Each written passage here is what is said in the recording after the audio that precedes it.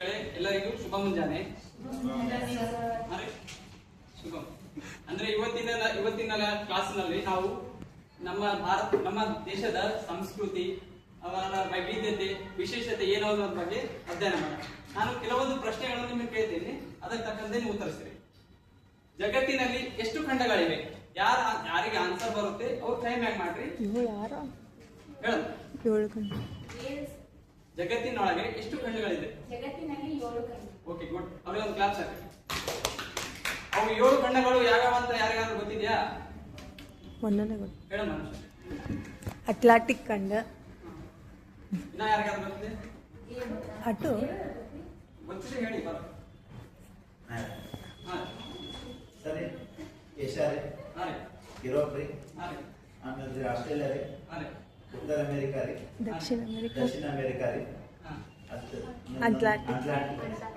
Good. ಅವ್ರಿಗೆ ಒಂದು class ಹಾಕಿ. ಅಂದರೆ ಜಗತ್ತಿನೊಳಗೆ 7 ಖಂಡಗಳಿದ್ದಾವೆ. ನಾವು ಯಾವ ಖಂಡದಲ್ಲಿ ಇದ್ದೀವಿ? ಏಷ್ಯಾ. ಏಷ್ಯಾ ಖಂಡ.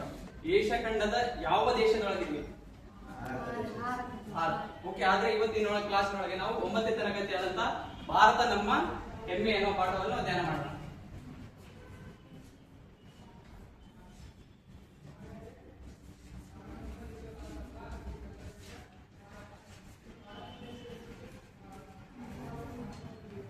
ಭಾರತ ನಮ್ಮ ಹೆಮ್ಮೆ ಇವತ್ತಿನ ಕ್ಲಾಸ್ನಲ್ಲಿ.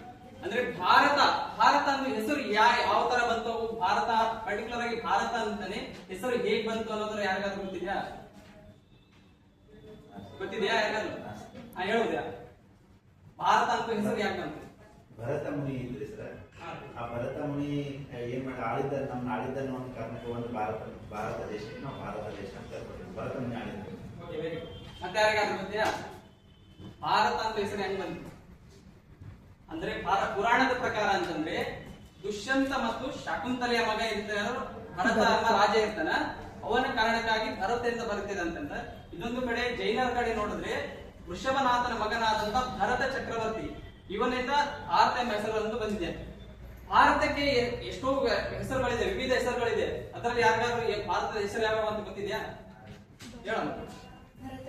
ಭರತ ಖಂಡ. Very good. ಮತ್ತೆ ಯಾರಿಗಾದ್ರೂ ಗೊತ್ತಿದ್ಯಾ? ಜಂಬೂ ದ್ವೀಪ. ಮತ್ತೆ ಯಾರಿಗಾದ್ರೂ? ಹಿಂದೂಸ್ತಾನ್. Okay, very good. ಭಾರತಕ್ಕೆ ಈ ತರ ಜಂಬೂ ದ್ವೀಪ, ಭರತ ವರ್ಷ, ಭರತ ಖಂಡ, ಈ ತರ ಹೆಸರುಗಳು. ಭರತ ಭೂಮಿ. ಹಾಗೆ ಭಾರತಕ್ಕೆ ಇಂಡಿಯಾ ಎಂದು ಹೆಸರು ಬರಲು ಒಂದು ಪರ್ಟಿಕ್ಯುಲರ್ ಅದು ಬಂದು ಇದೆ. ಅಂದ್ರೆ ಪರ್ಷಿಯನ್ನರು, ಗ್ರೀಕರು ಭಾರತಕ್ಕೆ ಬಂದು ಸಿಂಧು ನದಿಯ ದಡದಲ್ಲಿ ನಿಲ್ಲಿಸ್ತಾರೆ. ಸಿಂಧು ನದಿಯ ದಡದಲ್ಲಿ ನಿಲ್ಲಿಸಿದಾಗ ಇವರು ಸಿಂಧು ನದಿಯನ್ನು ಏನಂತ ಕರೀತಾರೆ ಅಂದ್ರೆ ಯಾರಿಗಾದ್ರೂ ಗೊತ್ತಿದೆಯಾ? ಸಿಂಧು ನದಿನ ಏನಂತ ಕರೀತಾರೆ? ಸಿಂಧು ನದಿಯನ್ನು ಇಂಡಸ್ ನದಿ ಎಂದು ಕರೀತಾರೆ. ಇಂಡಸ್ ನದಿ ಎಂದು ಕರೆದು ಈ ಇಂಡಸ್ ನದಿಯಲ್ಲಿ ವಾಸಿಸುವ ಜನರನ್ನು ಇಂಡಿಯನ್ ಅಂತ ಕರೀತಾರೆ. ಆ ಕಾರಣಕ್ಕಾಗಿ ಇಂಡಿಯನ್ ಇಂದ ಹಿಂದೂಸ್ತಾನ ಅಂತ ಇಂಡಿಯಾ ಎಂಬ ಹೆಸರು ಬಂದಿದೆ. ಹಾಗಾದ್ರೆ ನಮ್ಮ ದೇಶಕ್ಕೆ ಸ್ವಾತಂತ್ರ್ಯ ಯಾವಾಗ ಸಿಕ್ತು? ಯಾರಿಗಾದ್ರೂ ಗೊತ್ತಿದೆಯಾ? ಹೇಳು. ಆಗಸ್ಟ್ 15, 1947. Very good. ನಮ್ಮ ದೇಶ ಭಾರತದ ರಾಜಧಾನಿ ಯಾವುದು? ದೆಹಲಿ. ದೆಹಲಿ ಅಲ್ಲ, ನವದೆಹಲಿ. ಅದು ಇವಾಗ ನವದೆಹಲಿ ಅಂತ ಮಾಡಿದ್ದಾರೆ. ಓಕೆ. ನಮ್ಮ ಭಾರತ ದೇಶದ ರಾಷ್ಟ್ರ ಧ್ವಜ ಯಾವುದು? ತ್ರಿವರ್ಣ ಧ್ವಜ. ಯಾವುದು? ತ್ರಿವರ್ಣ ಧ್ವಜ. ತ್ರಿವರ್ಣ ಧ್ವಜ. ಭಾರತ ನಮ್ಮ ದೇಶ ತ್ರಿವರ್ಣ ಧ್ವಜ. ಈ ತ್ರಿವರ್ಣ ಧ್ವಜವನ್ನು ಮೊಟ್ಟ ಮೊದಲ ಬಾರಿಗೆ ಯಾರು ಹಾರಿಸಿದರು ಮತ್ತೆ ಯಾವ ಇಸ್ವಿಯಲ್ಲಿ ಹಾರಿಸಿದ್ರು ಅನ್ನೋದು ಗೊತ್ತಿದೆಯಾ? ಇದು 10ನೇ ತರಗತಿಯಲ್ಲಿ ಇದೆ. ಯಾವಾಗ ಹಾರಿಸಿದ್ರು ಮತ್ತೆ ಯಾರು ಹಾರಿಸಿದ್ರು ಅನ್ನೋದು ಗೊತ್ತಿದೆಯಾ? 1906. ಇಲ್ಲಪ್ಪ, ರಾಂಗ್ ಆನ್ಸರ್. ಗೊತ್ತಿದೆ ಯಾರಿಗಾದ್ರೂ? ನಾವು ಕ್ರಿಸ್ಮಸ್ ದಿನವನ್ನು ಯಾವಾಗ ಆಚರಣೆ ಮಾಡ್ತೀವಿ? ಯಾವ ತಿಂಗಳಲ್ಲಿ? ಡಿಸೆಂಬರ್ ತಿಂಗಳಲ್ಲಿ ಎಷ್ಟು ದಿನಗಳು ಬರ್ತವೆ? 31.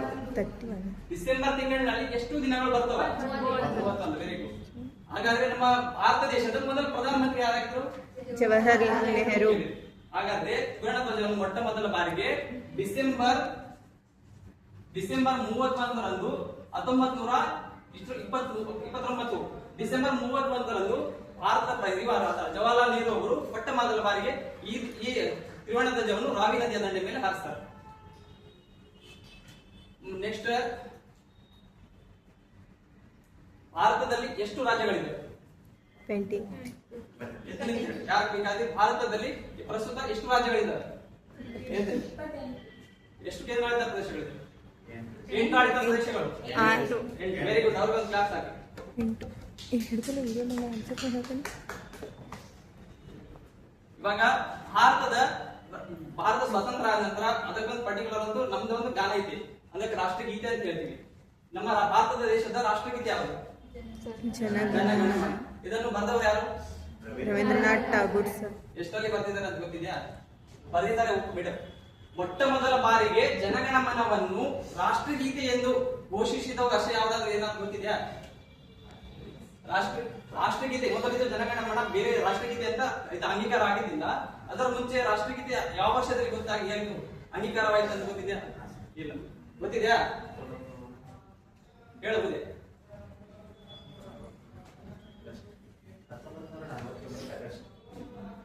ಇಲ್ಲ.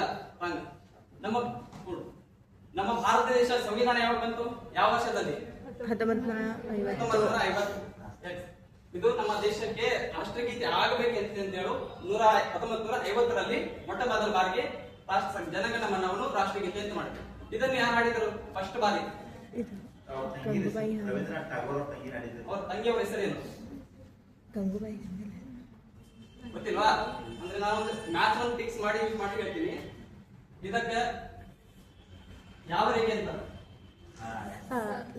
ಸರಳಾದೇವಿ ಸರ್. ಅಂತಂದ್ರೆ ರಾಷ್ಟ್ರಗೀತೆಯನ್ನು ಮೊದಲ ಬಾರಿಗೆ 1950ರಲ್ಲಿ ರಾಷ್ಟ್ರಗೀತೆಯನ್ನು ಮಾಡಿದ ನಂತರ ಅವರ ತಂಗಿಯಾದಂತ ಸರಳಾದೇವಿಯರು ಆಡ್ತಾರೆ. ಹಾಗಾದ್ರೆ ನಮ್ಮ ರಾಷ್ಟ್ರದ ಪ್ರಾಣಿ ಯಾವುದು? ಹುಲಿ. ನಮ್ಮ ರಾಷ್ಟ್ರದ ಇದು ಹೂವ ಯಾವುದು? ಕಮಲ. ಹಾಗಾದ್ರೆ ನಮ್ಮ ದೇಶವನ್ನು ಭಾರತದಲ್ಲಿ ವಿವಿಧತೆಯಲ್ಲಿ ಏಕತೆ ಎಂದು ದೇಶ ಕರೀತಾರೆ. ಯಾಕೆ ಕರೀತಾರೆ ಅನ್ನೋ ಬಗ್ಗೆ ಯಾರಿಗಾದ್ರೂ ಐಡಿಯಾ ಇದೆಯಾ? ವೈವಿಧ್ಯತೆ ಸರ್, ಎಲ್ಲದಕ್ಕೂ ನಮ್ಮ ದೇಶ ವಿವಿಧ ಸಂಸ್ಕೃತಿಯನ್ನ, ವಿವಿಧ ಆಚಾರ ವಿಚಾರಗಳನ್ನ ಹೊಂದಿದ್ದು. ಅಂತಂದ್ರೆ ನಮ್ಮ ದೇಶ ಅಂತಂದ್ರೆ ಇದರಲ್ಲಿ ಒಂದು ಕವಿಗಳು ಯಾವ ತರ ಬರೆದಿದ್ದಾರೆ ಅಂದ್ರೆ, ವಸುದೈವಕ ಕುಟುಂಬಕಂ ಸರ್ವೇ ಜನ ಸುಖೀನೋ ಭವಂತು ಎಂಬ ತತ್ವವನ್ನು ಆಧರಿಸಿ ನಮ್ಮ ದೇಶದಲ್ಲಿ ಎಷ್ಟೋ ಧರ್ಮಗಳಿದ್ದಾವೆ, ಎಷ್ಟೋ ಭಾಷೆ ಇದೆ, ಪ್ರತಿಯೊಬ್ಬರಿಗೆ ಅವರೇ ಆದಂತಹ ಆಚಾರ ವಿಚಾರ ಸಂಸ್ಕೃತಿ ಎಲ್ಲವೂ ಇದೆ. ಆದ್ರೂ ಎಷ್ಟೋ ಧರ್ಮಗಳಿದ್ದರೂ ಎಲ್ಲರೂ ನಮ್ಮವರು ಎಂಬ ಭಾವನೆ ಇಟ್ಕೊಂಡು ನಮ್ಮ ದೇಶದಲ್ಲಿ ಅವರು ಇದ್ದಾರೆ, ನೆಲೆಸಿದ್ದಾರೆ ಅನ್ನೋದಕ್ಕೆ ವೈವಿಧ್ಯತೆಯಲ್ಲಿ ಏಕತೆ ಎಂದು ಕರೀತೇವೆ. ಇವತ್ತಿನ ಕ್ಲಾಸಿನೊಳಗೆ ನಾವು ಭಾರತದ ವೈವಿಧ್ಯತೆ ಏನು, ಸಂಸ್ಕೃತಿ ಏನು ಅನ್ನೋದು ಅಧ್ಯಯನ ಮಾಡಿದ್ವಿ. ಮುಂದಿನ ನಾನು ನೆಕ್ಸ್ಟ್ ಕ್ಲಾಸ್ ಅಲ್ಲಿ ಅಧ್ಯಯನ